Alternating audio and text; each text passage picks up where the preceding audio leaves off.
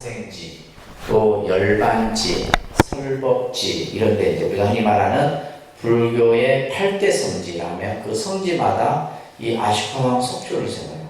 원래 이 석주 위에 보면 네 마리 사자가 있는데 이거는 지금 이제 사자가 없는 상태로 되어 있죠, 그죠? 근데 이런 것들이 전부 흙 속에 묻혀 있던 것들을 이제 영국에 이렇게 이제 그 역사학자나 이런 사람들에 의해서 이것이 발굴이 됩니다. 발굴이 되어서 그래서 지금 이 석주에 보게 되면 어떤 글이 써 있냐면 이곳이 샤카무니의 탄생한 곳이다라고 하는 글귀가 써있어요.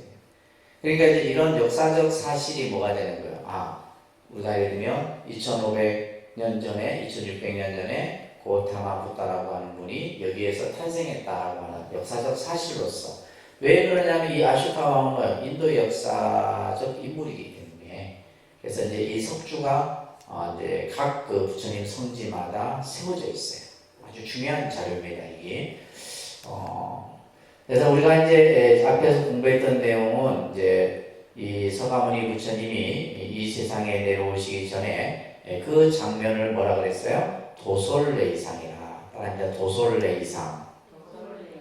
저 도솔천으로부터 이제 흰 코끼리를 타고, 코끼리 구조인데, 코끼리가 이제 왕비의 옆구리로 이렇게 들어가는 태몽을 꾸고, 이제 상기를 느껴서 이제, 그죠? 마야 왕비가 이제 출산을 해서 이제 탄생을 하게 된.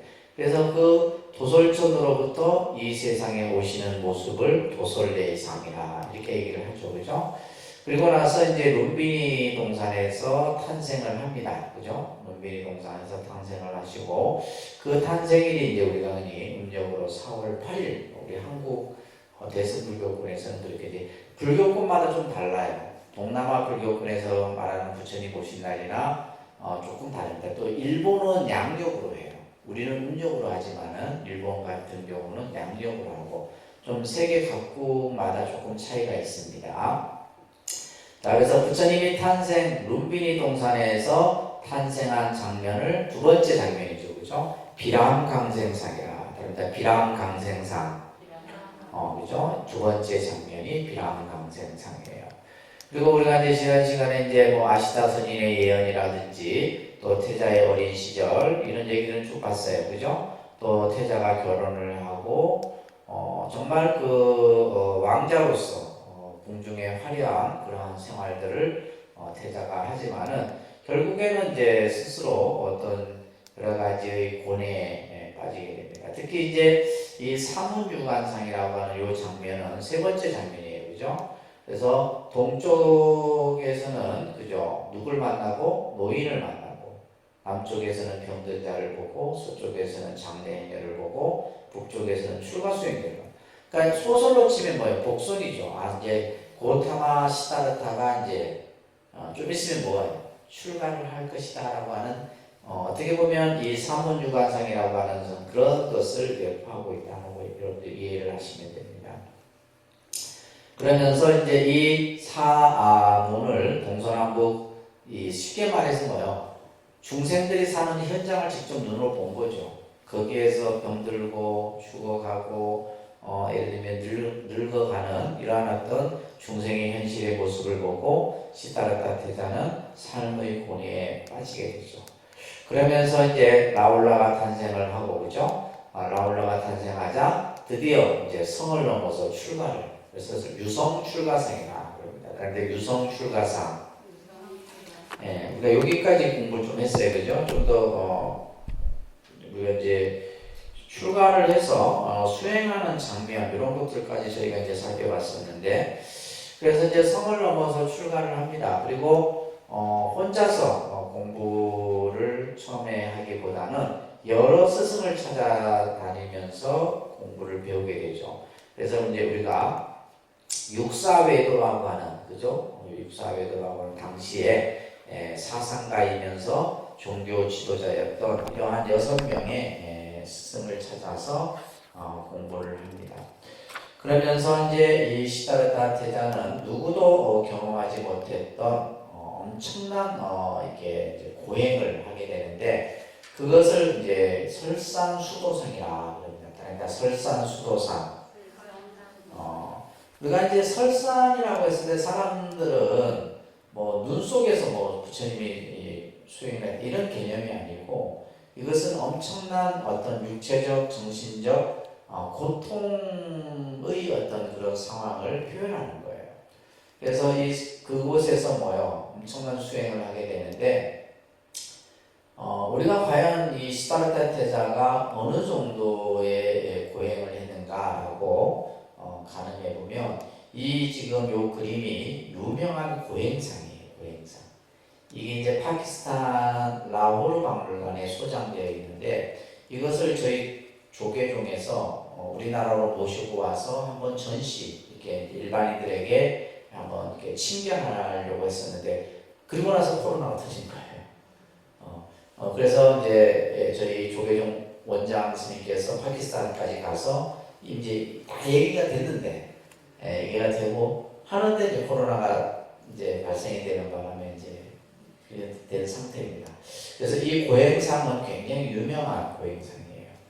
근데 우리가 고행상의 모습을 보면 어때요? 지금 시다르타 태자, 그죠? 뼈만 앙상하게 남아있는 그런 아주, 이 모습만 봐도 얼마만큼 이 시다르타 태자가 힘든 고행을 했던가를 우리가 알 수가 있는 거죠.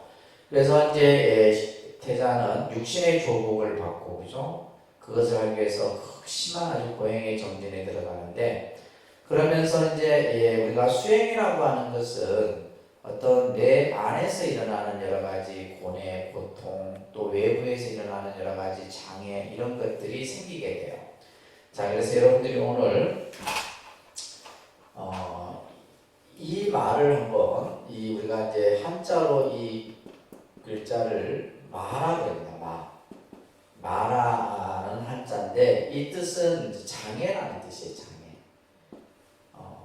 우리가 불교에서 마장이라는 말 들어보셨죠? 수행을 하다 보면 마장이 생기고, 어떻게 보면 여러분들이 현실 속에서 살아가면서도 마장이라는 것이 경험하게 됩니다.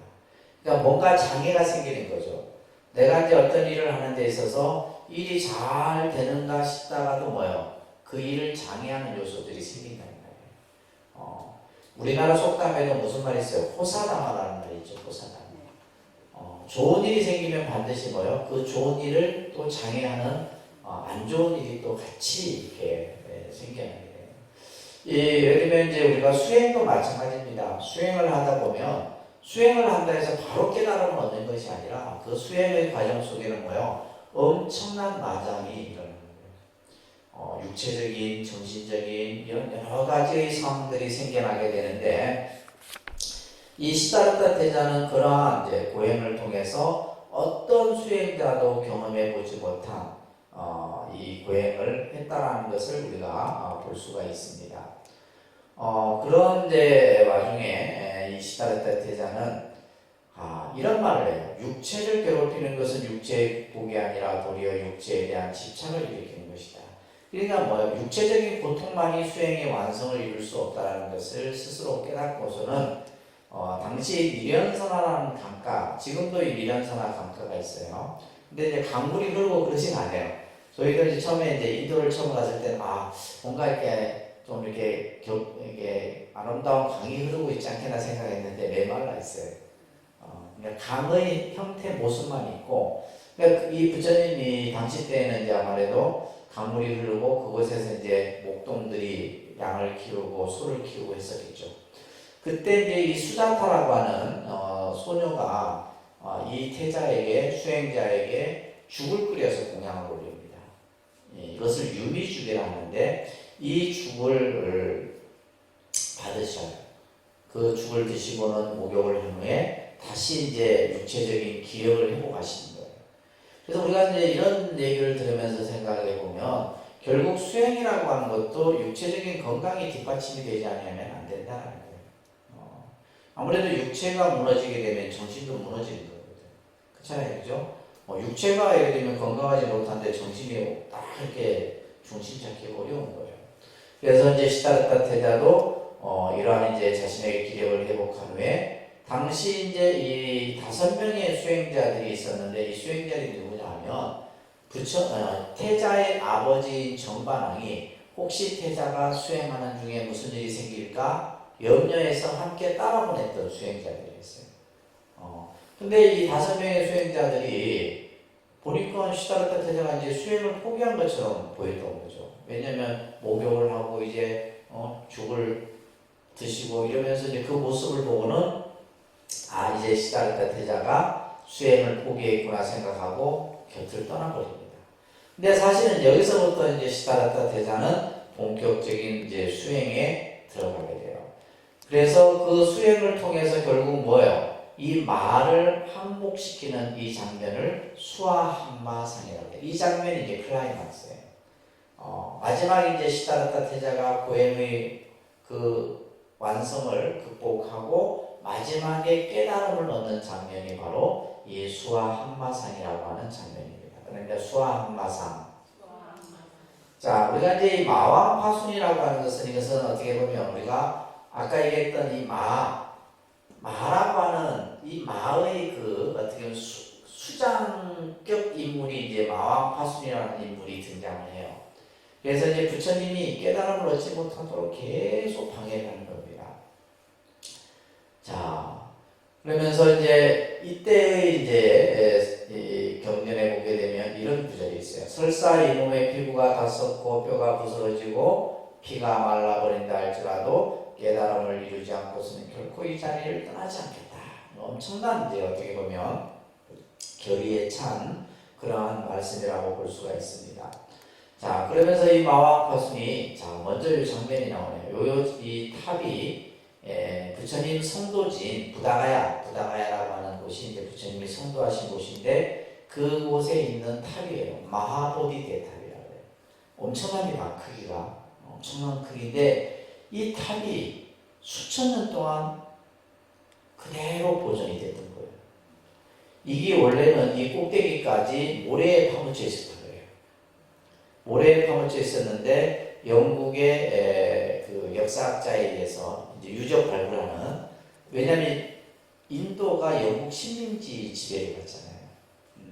그래서 이 영국의 그 탐험가에 의해서 이 탑이 발견이 돼서 이것을 전부 해쳤더니 탑이 그대로 이 모습으로.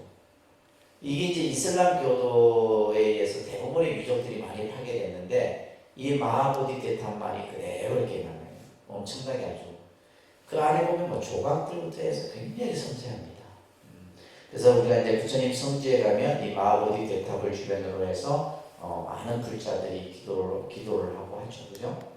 자, 이 마왕파순이라고 하는 파피아스라고 불려지는데 이 시다르타 태자가 이제 깨달음을 얻지 못하도록 온갖 이제 장애를 놓는 거예요.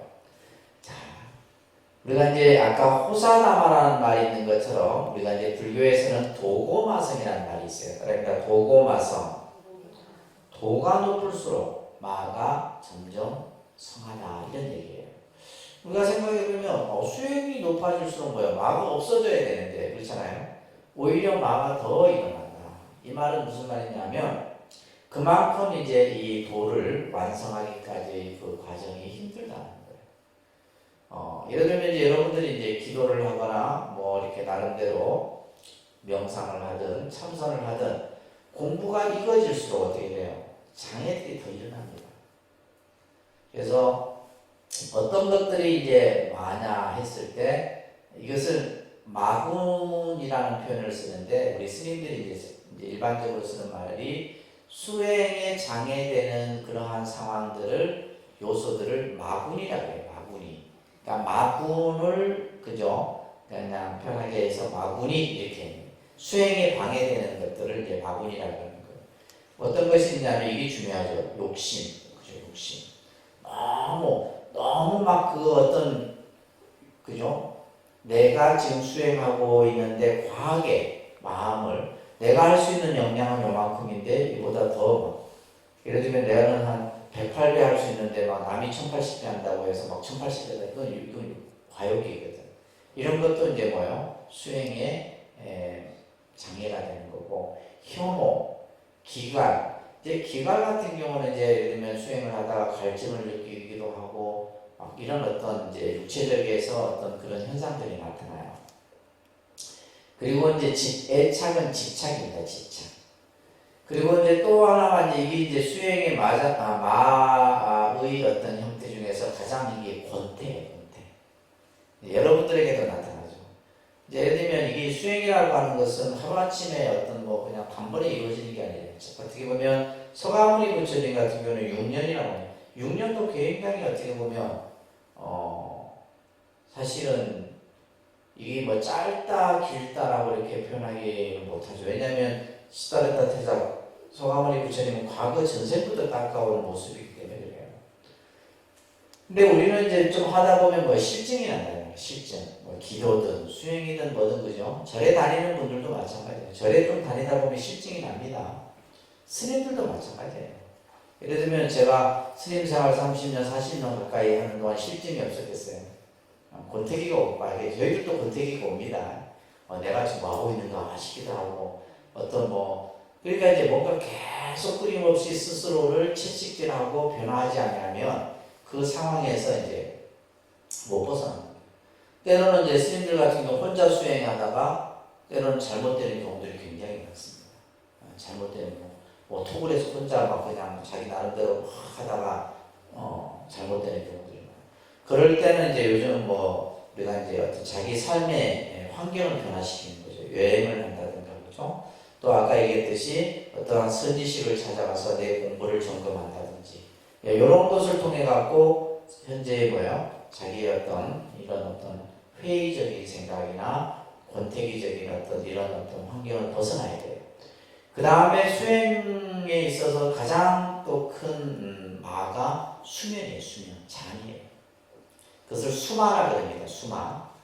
수마라는데 그러니까 우리가 예를 들면 내가 선정을 하든 명상을 하든 참선을 하든 기도를 하는데 맨날 5분 10분을 못 가죠. 맨날 꾹꾹거려요. 이게 수마입니다. 이게 무서운 거예요. 근데 그래갖고 이제 얼마나 이게 무섭냐면요. 실질적으로 이제 우리가 참선하는 선생님들도 마찬가지고 어떤 선생님은 그냥 앉으면 죽기만 치면 그냥 이게 욱욱죠. 그래서 통도사의 어느 스님은 하도 졸음이 많아갖고 그 스님의 별칭이 수면전자. 수면전자. 그래서 이 수마 또 이제 우리 스님들에게 또 하나의 마가 뭐냐면 생마. 그러니까 이성에 대한 이것도 이제 수행의 장애가 되는 거겠죠, 그죠? 이런 것들 그리고 예를 들면 뭐 명예나 이런 것도 전부 다 수행에 방해되는 것들입니다. 그 다음에 또 어떤 것들이면 공포, 때로는 공포감이 밀려와요. 기도를 하든 뭐 어떤 내가 명상을 하든 간에 그 공포감이 내 안에서 이렇게 그래서 때로는 뭐 등골이 오싹할 정도의 공포감이 생깁니다. 그 다음에 이제 의심이죠. 내가 이걸 한다고 되겠나? 뭐 기도든 뭐든 수행에 있어서 이런 것들이 결국 이런 것들은 내 안에서 일어나고 또 외부의 환경에서 만들어지는 이런 것들을 전부 뭐라 한다? 마라 한다. 뭐라 한다고요? 이 말을 잘 이겨내야 돼요. 말을. 그래서 이제 우리가 수행은 내가 수행을 잘하고 못하고의 어떤 그 중점은 뭐냐면 마장을 어떻게 이겨내느냐. 그래서 수행을 하면 반드시 마장이 생겨요. 스님 그러면 수행을 안 하면 마장이 안 생기겠네요. 아니에요. 그때는 여러분들이 마장을 감당해내지 못합니다. 감당해내지 못하는 거예요. 그래서 우리가 이제 어떻게 보면 신앙생활이라고 하는 것은 여러분들이 살면서 내가 살아가는 삶 속에서 나에게 닥칠 언제 어디에서 어떤 상황이 생길지 모르잖아요. 우리는 그렇거든요. 내일도 예상하지 못하고 살아가는 거예요.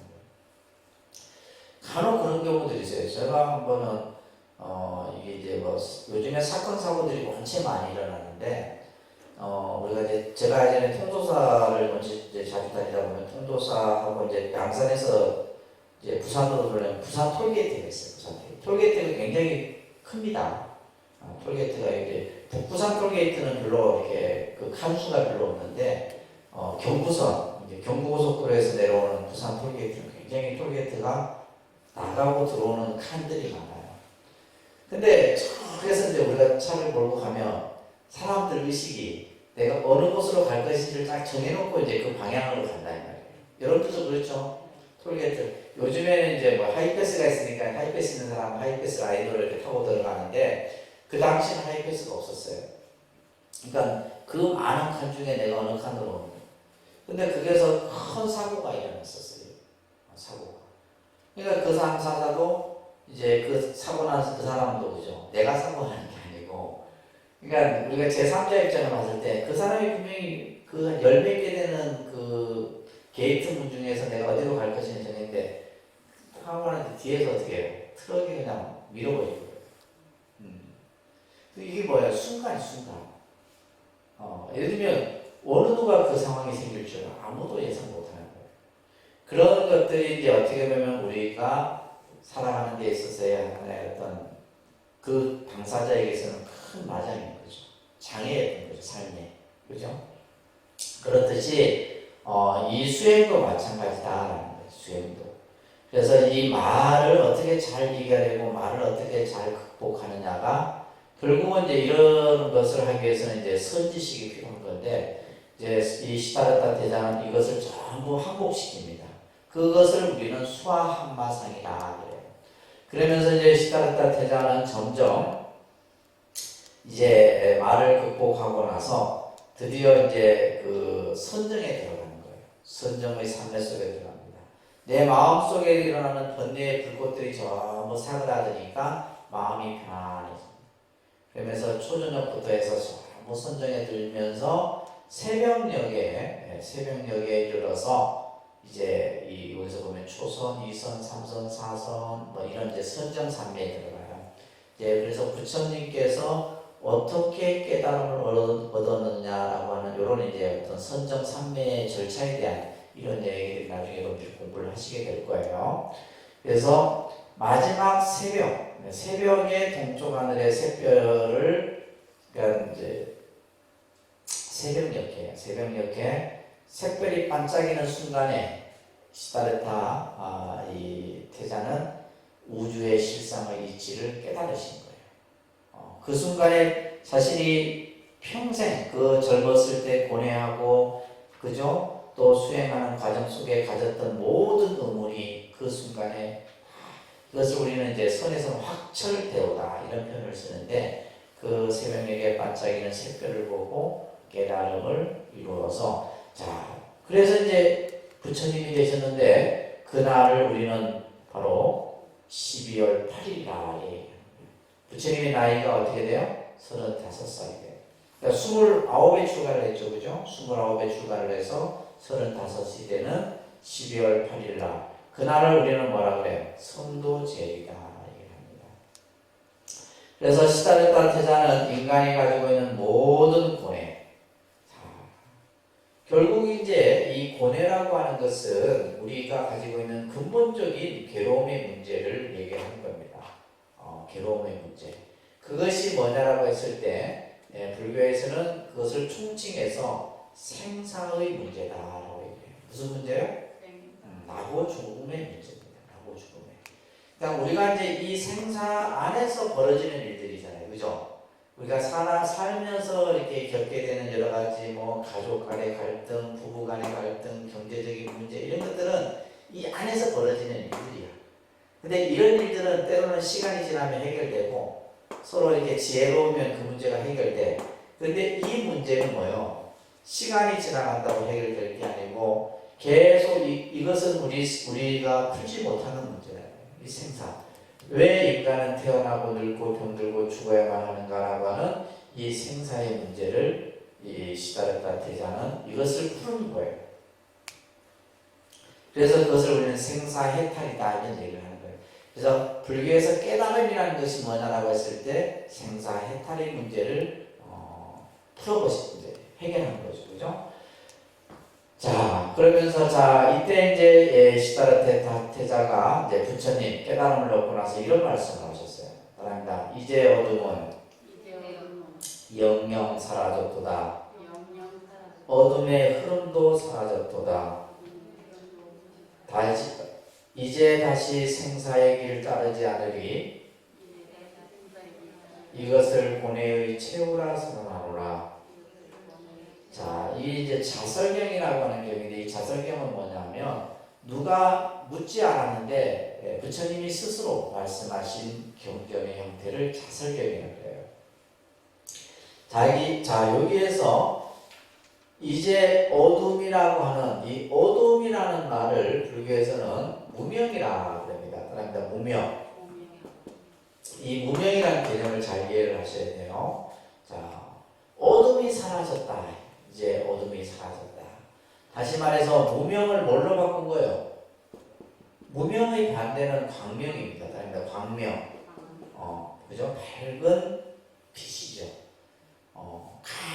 캄캄한 어둠의 그것을 환한 밝은 빛으로 바꾸신 거예요.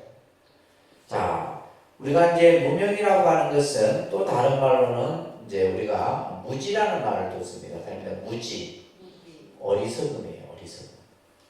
자, 우리가 어리석다라고 하는 것은 그죠? 어느 날 내 머리가 캄캄해.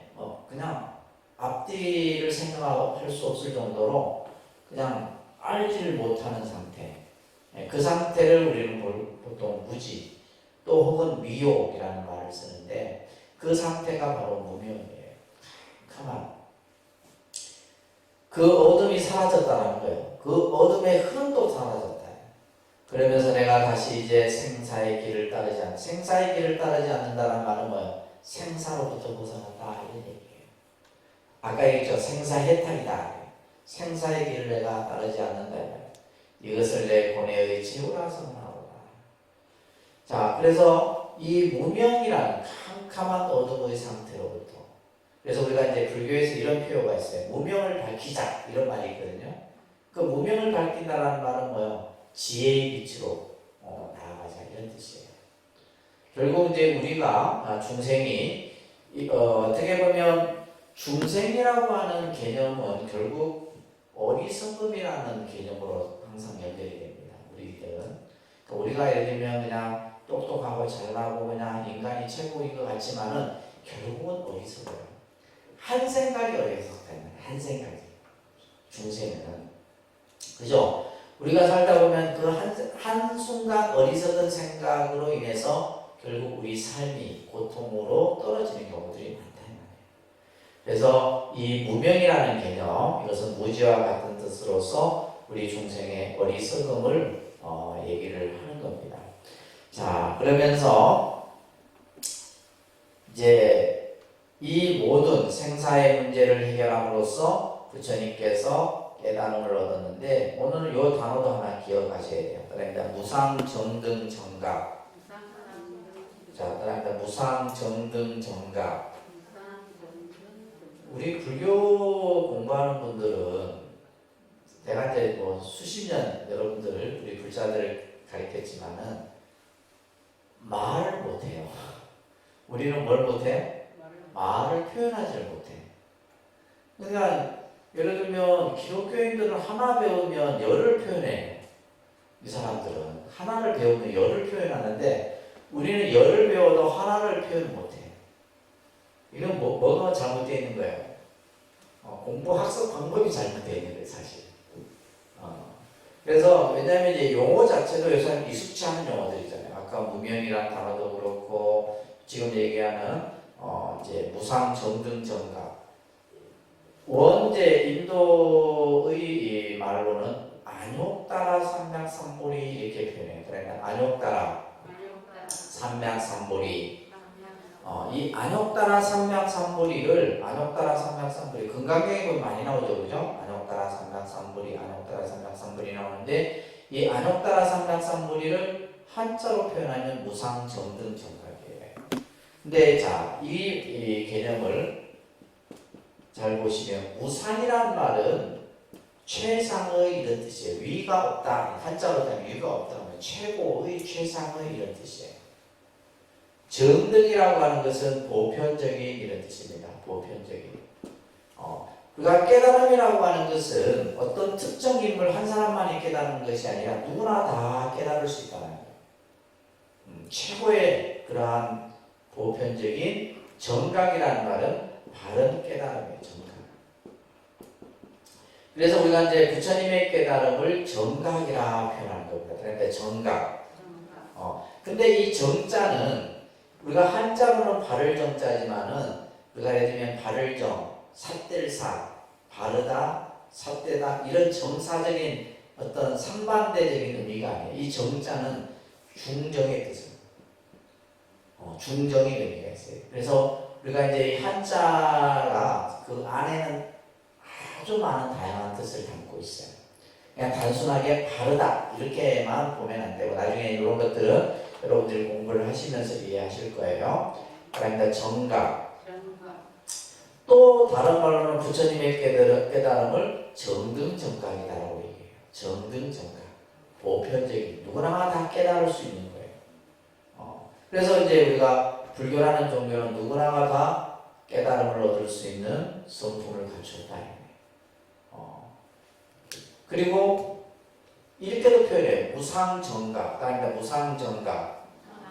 부처님의 깨달음은 최고의 깨달음이다. 최상의 깨달음이고 가장 이 세상에 어느 누구도 이 이상의 어떤 깨달음을 얻을 수 없다는 최고의 깨달음을 무상정각. 또 혹은 아까 보세요. 정각이라고도 하고 정등정각이라고도 하고 무상정각이라고 하고 이 용어들이 뭐예요? 하나의 용어인데 이것을 붙였다 내렸다 그냥 자유자재로. 그러니까 이런 표현들이 여러분들이 이제 스님들 법문을 듣다 보면 어려운 거예요. 똑같은 말인데도 그죠? 정등정각이라 했다가 무상정각이라 했다가 정각이라 했다가 무상정등정각이라 했다가 이렇게 표현해요. 근데 다 뭘 의미한다? 부처님의 깨달음을 의미하는 거다. 뭘 의미한다고요? 부처님의 깨달음. 그 부처님의 깨달음이 가장 높고 가장 보편적이고 가장 바른 깨달음을 얘기하는 것이에요. 자, 이렇게 해서 이제 시다르타 태자는 이제 뭐가 된 거예요? 부처님이 된 거예요. 부처님.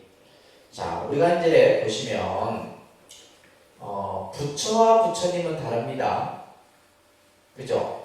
그러니까 부처라 했을 때는 깨달음을 얘기해요. 깨달음이라고 하는 것을 얘기하고 우리가 이제 부처님 했을 때는 뭘 얘기해요? 깨달으신 분 이런 뜻이에요. 자, 우리가 이제 이 영어적으로 이렇게 표현하면 자, 이것도 여러분들이 잘 익혀 두시면 붓다 이렇게 합니다. 뭘 한다고요? 붓다 이렇게 얘기해요. 그래서 이제 고타마 붓다. 고타마는 이제 서가모니 부처님의 성이니까 아까 고타마 시다르타 이제 부처가 되기 전은 고타마 시다르타예요. 이제 부처님이 깨달음을 얻으셨으니까 고타마 붓다가 되는 거예요. 붓다. 자, 이 붓다라는 말은 각자라는 뜻을 가지고 있어요. 깨달을 각자입니다. 각자. 그래서 깨달으신 분 이런 뜻이에요. 이것을 우리 말로 표현하면 부처님 이렇게 되는 거예요. 아셨죠? 부처하고 부처님은 다릅니다. 그래서 이제 고타마 붓다가 되신 거예요. 자, 그런데 이제 문제는 부처님이 깨달으신 이 진리가 너무 뭐한 거예요? 위대한 가르침인 거예요.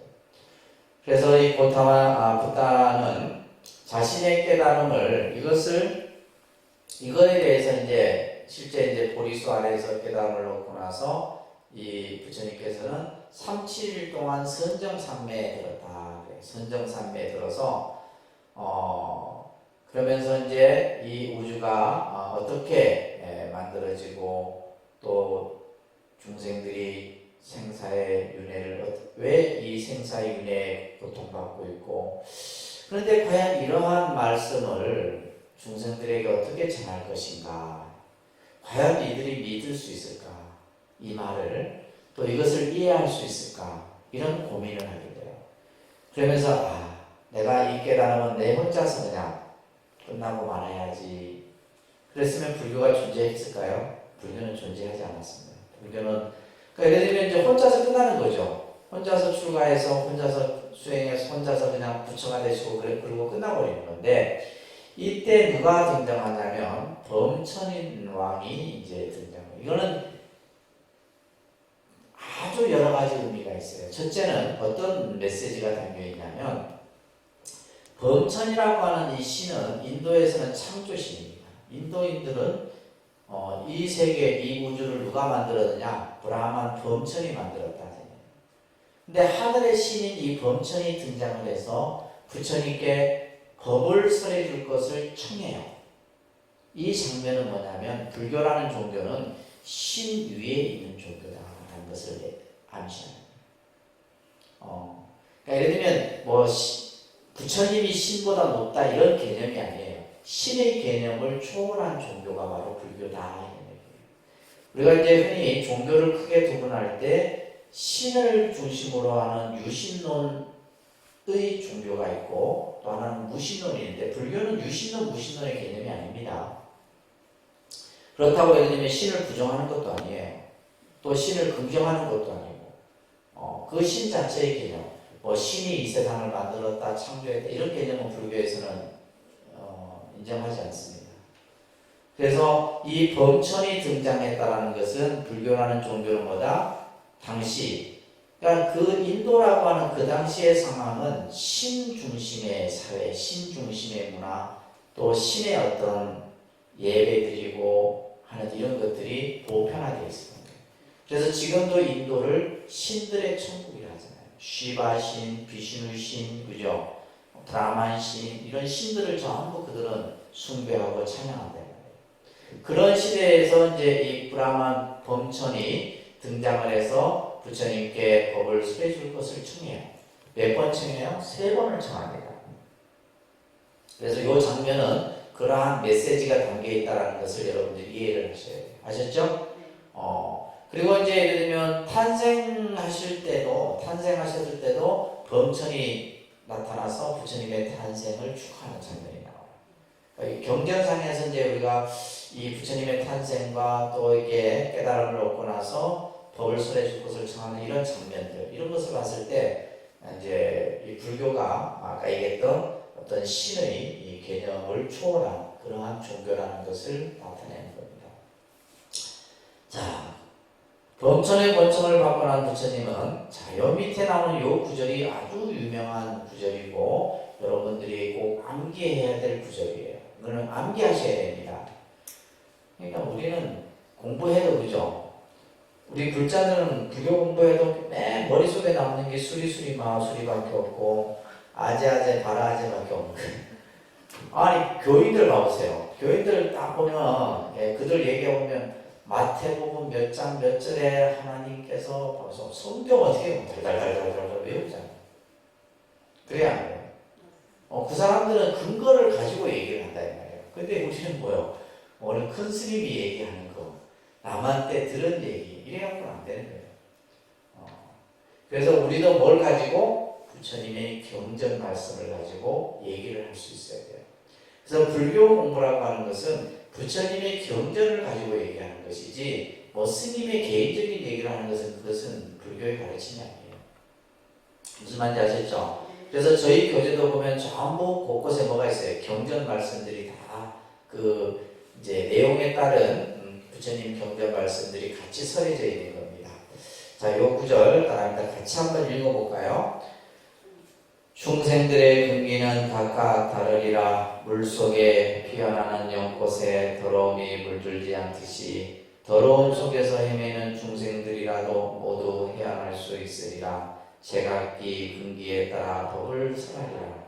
하늘의 신이여 그대의 청을 받아들여 내 이제 감로의 문을 여노니 모든 세상의 중생들아 귀 있는 자는 들어라. 낡은 믿음을 보이고. 지금 우리 현수막에 뭐라 적혀있어요? 귀 있는 자는 들어라. 낡은 믿음을 보이고. 이 구절이 아주 엄청난 부처님의 우리들에게 전하는 최초의 메시지예요. 최초의 메시지입니다. 자, 먼저 중생들의 근기가 각각 다르다. 부처님이 살펴보니까 과연 이 내가 얻은 깨달음을 중생들이 과연 이해하고 이것을 받아들이고 또 이것을 깨닫을 수 있을까 하는 고민에 있을 때에 범천이 등장해서 부처님이시여 중생들 중에는 부처님의 말씀을 믿는 자도 있을 것이고 따르는 자도 있을 것입니다. 그러니 중생을 위해서 법을 설해 주십시오. 이렇게 3번을 청했어요. 그죠? 그러고 나서 부처님이 중생들의 모습을 보니까 중생들이 가지고 있는 뭐가 다르다? 근기가 다르다. 이 근기라는 말 꼭 기억하셔야 돼요. 오늘 이 공부 중에 또 아주 중요한 용어가 이 근기라는 말이에요.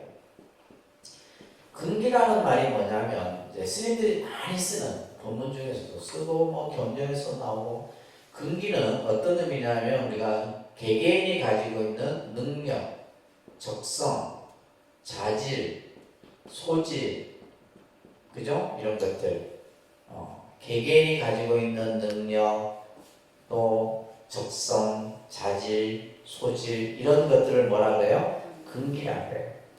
그러니까 어떤 사람은 다 틀리잖아요.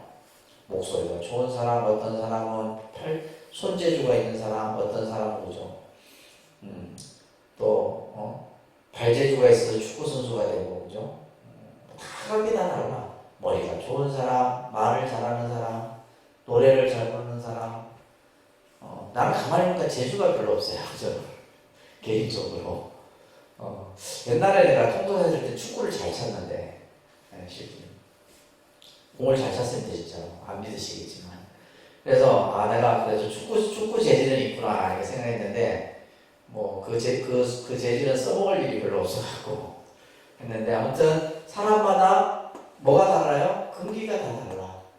근데 이게 굉장히 중요한 거예요. 여러분들이 자녀들을 사실 공부시키는 데 있어서 여러분들 자녀가 가지고 있는 근기를 살펴야 되는데 다시 말해서 적성 능력 이런 거. 그래서 우리가 예를 들면 적성 평가하잖아요.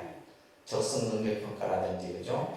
그래서 우리가 예를 들면 대학의 어떤 과목을 듣는 데 있어서도 이제 평가를 해서 이제 상중하를 나눠갖고 그죠? 그 등급에 맞춰서 공부를 시키고 하듯이 마찬가지예요. 그래서 이제 우리가 불교에서는 보통 상근기, 중근기, 하근기 이런 식의 이제 근기로 구분을 합니다. 그래서 근기가 수승한 사람, 그래서 근기가 뛰어난 사람은 하나를 가리키면 열을 아는 사람은 근기가 수승한 사람이에요. 근데 열을 가리켰는데 5개를 알면 중근기고 열을 가리켰는데 뭐요? 하나밖에 모르면 하근기예요. 그건 이제 어쩔 수가 없어. 왜냐면 다 틀리니까. 그죠? 다 틀려요. 그래서 중생들의 근기가 각각 달라요. 그래서 부처님은 이 근기에 따라서 법을 설하는 겁니다. 그래서 그것을 대기설법이라고 해요. 이것도 잘 기억하세요. 그러니까 대기설법. 부처님의 가르침은 중생의 근기에 따라서 법을 설합니다. 그래서 불교의 교설이 다양한 거예요. 그래서 예를 들면 우리가 불교의 수행도 마찬가지잖아요. 부처님이 참선을 통해서 깨달음을 얻다 해서 참선 하나가 최고다 이게 아니잖아요. 연불도 하는 사람, 주력도 하는 사람, 절을 하는 사람 다 각기 달라. 그게 뭐가 틀리기 때문에 근기거든요. 근데 여러분들은 이 근기를 살필 줄 모르고 우리 불자들 보면 남 따라가요. 남이 좋다면 그거 하는 거예요. 내하고 적성이 맞는지 안 맞는지를 생각 안 하고. 근데 그렇게 하면 공부가 안 되는 거예요. 나는 연불이 내에게는 내가 공부를 하기에 딱 적합하다 했을 때 연불 수행을 꾸준히 하는 거예요. 해야 되는데 또 옆에서 연불 하는데 연불보다는 참선이나 해도 참선 다 공부. 이렇게 공부가 안 되는 거예요. 연불을 해도 깨닫고 참선을 해도 깨닫고 절 수행만 해도 돼요. 그 절 수행을 통해서 깨달음을 얻을 수 있는 거예요. 그래서 각자의 근기를 잘 살펴야 되는 겁니다. 물속에 피어나는 연꽃의 더러움. 연꽃이라고 하는 것은 더러운 물속에서 그죠? 연꽃이 자라지만은 더러움에 물들지 않아. 우리가 사는 세계를 오타각세라고 해요. 또 다른 말로는 사바세계라고 해요. 또 다른 말로는 괴로움의 세계라고 해요. 그 세계 속에서도 더러움에 물들지 않는 중생이 있는 거예요. 다시 말해서 근기가 수승한 자가 있단 말이에요. 그런 자들은 내 말을 알아듣고 또 내 가르침을 따르고 실행할 수 있다는 겁니다. 그래서 제각기 근기에 따라 법을 설하니라.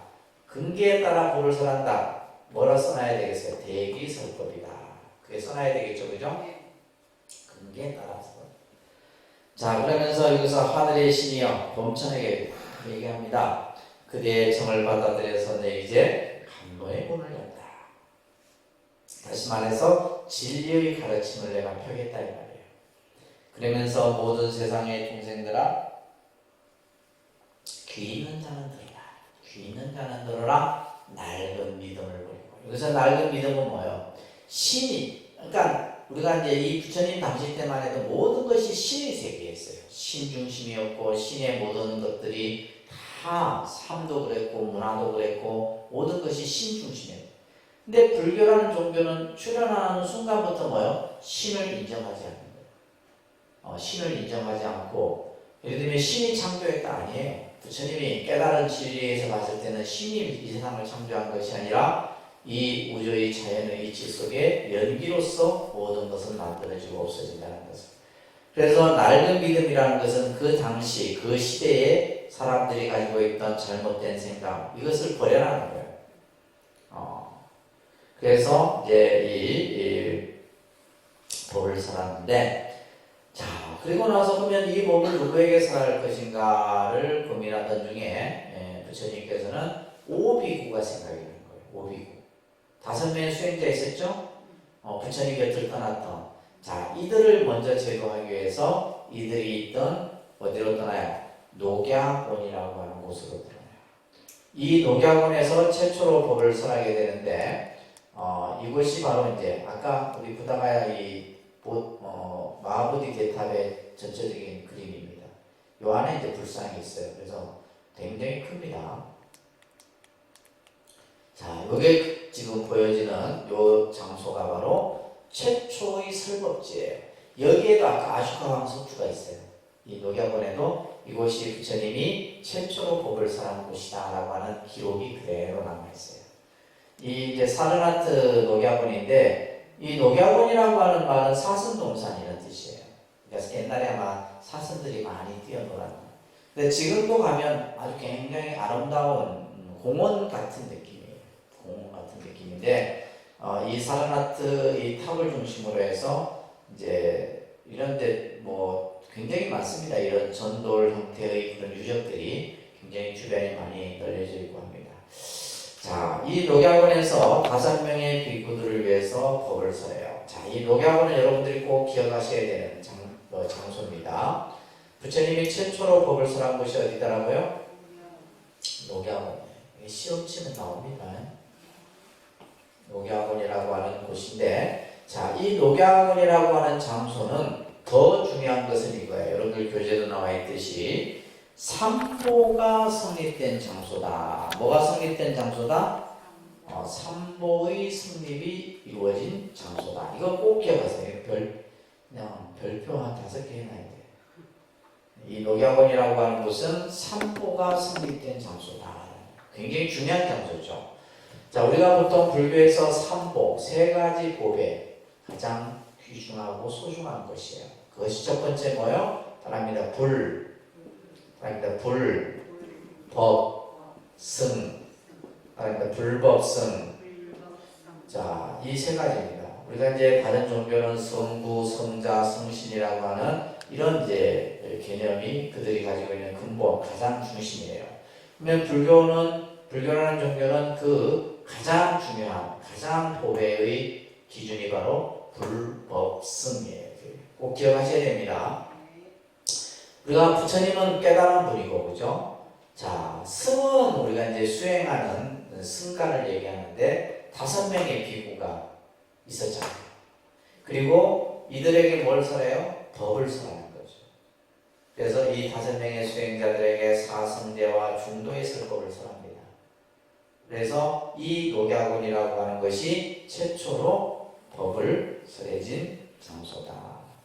자, 여기에서 이제 부처님께서는 어떠한 법을 설했느냐? 자, 이것을 중도설법이라고 해요. 이 노란 지금 색깔 안에 있는 내용이 바로 중도설법. 우리가 이제 불교는 굉장히 많은 사상의 내용들이 설해지고 있어요.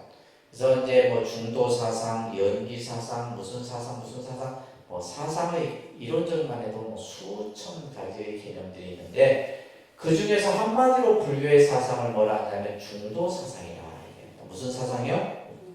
중도 사상. 이제 이 설법이 중도 설법입니다. 수행자들은 자, 큰 소리로 따라합니다. 수행자들은 양극단을 버려야 한다. 양극단. 이쪽 저쪽 그죠?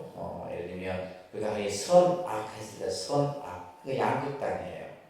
좋고 싫은 거 이거 양극단입니다. 너와 나 이거 양극단이에요. 진보 보수 양극단입니다. 이 두 가지 극단을 어떻게 해야 돼요? 버려야 된다 이 말이에요.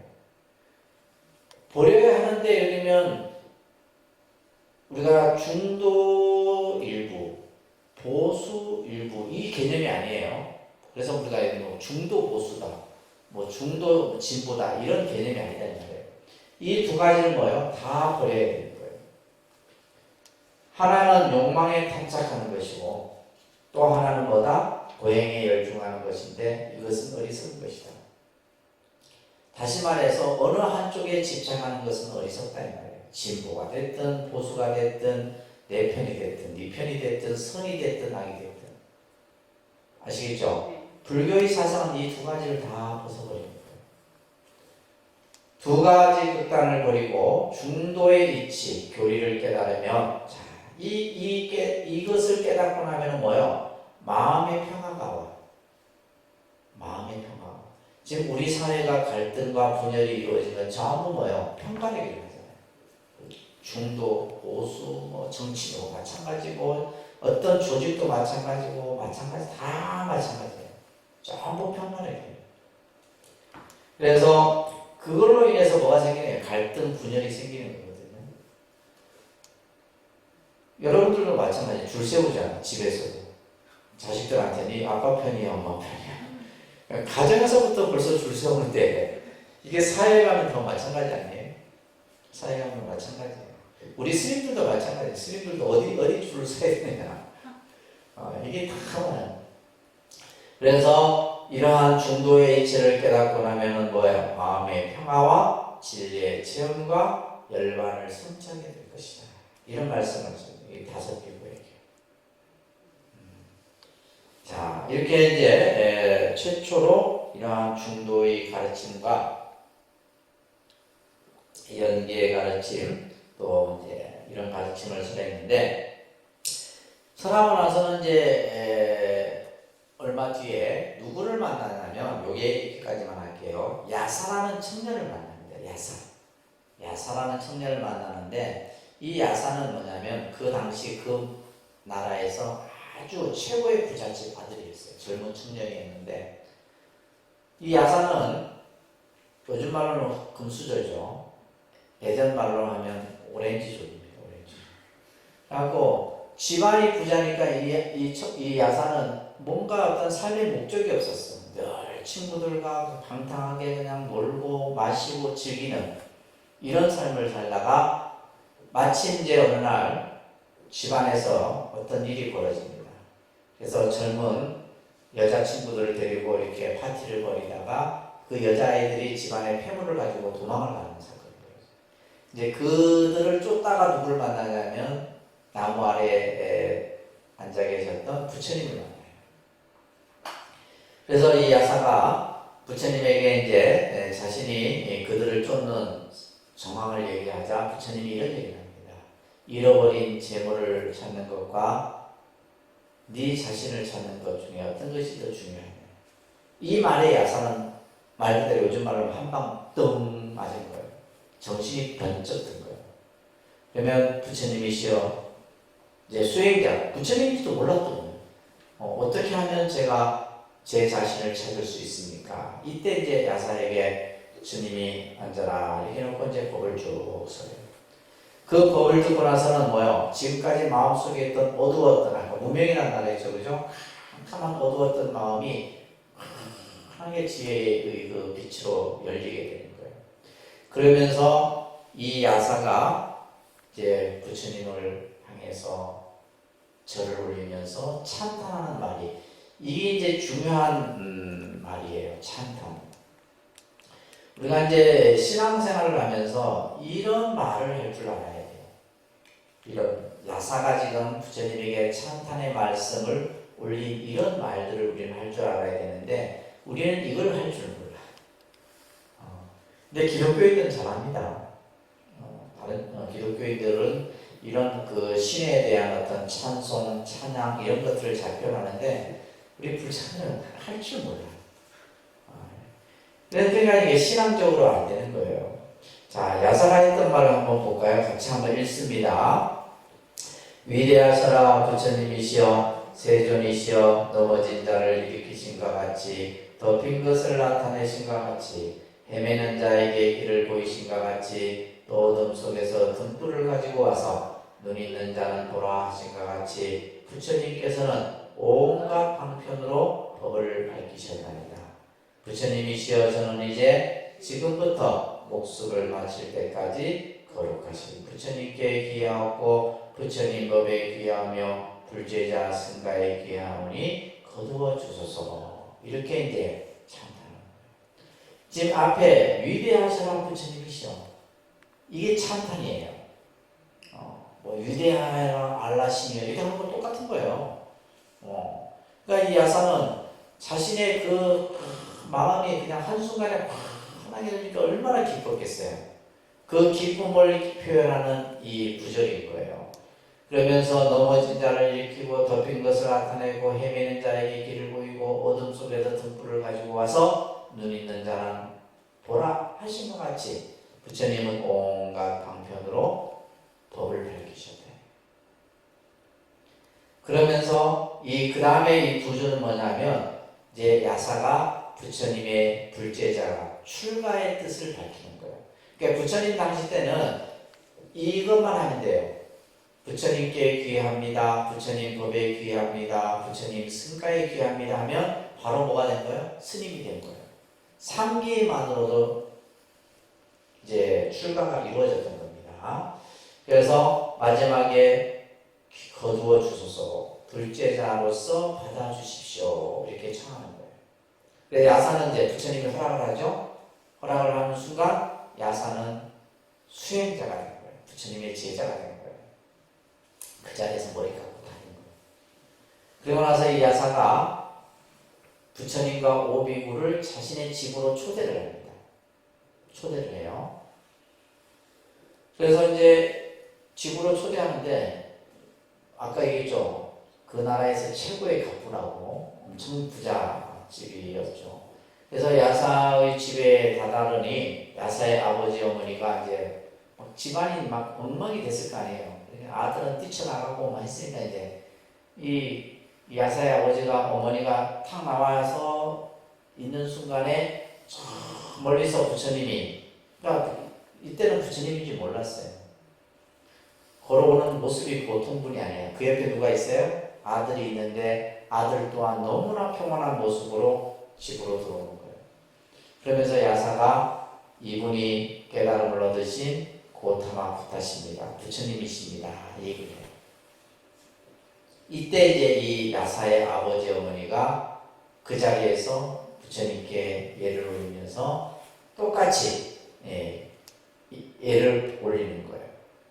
거룩한 부처님께 귀하고 거룩한 가르침에 귀하고 거룩한 승가에 귀합니다. 그래서 뭐가 되는 거예요? 부처님의 불제자가 되는데 이 야사의 아버지 어머니는 여러분들이 꼭 기억해야 될 것이 뭐냐? 최초의 남자 신도 여자 신도가 돼요. 아셨죠? 야사의 아버지 어머니가 최초의 남자 신도 여성. 그래서 남자 신도를 불교에서는 우바이라고 해요.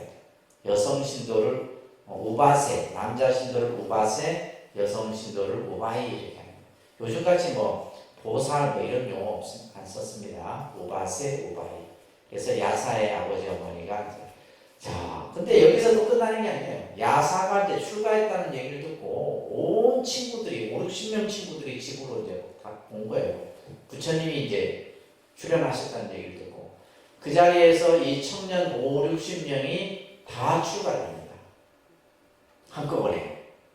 그러니까 이 지금 친구들도 뭐요? 우리가 말하는 최고의 귀한 집 자제 아들들이었지 않겠어요? 그죠? 이들이 다 그 자리에서 출가를 해요. 자, 오늘은 여기까지 하고 다음 주에 잘 기억